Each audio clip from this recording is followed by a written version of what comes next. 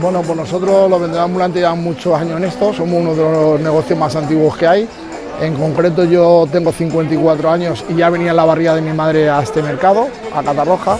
Aquí venimos martes y viernes y normalmente cuando más sufrimos son los cambios de temporada y cuando los cambios de tiempo. Nos dedicamos a la venta ambulante en 5 o 6 generaciones y llevamos dando servicio a Catarroja pues 56 años, 57 martes y viernes y los 3 últimos domingos de Navidad.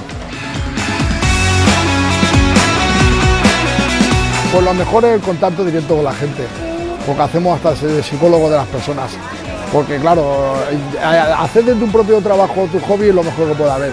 Hay gente que está trabajando en un sitio porque tiene que trabajar. Yo, por ejemplo, nosotros hemos elegido este trabajo por obligaciones, pero también porque nos gusta.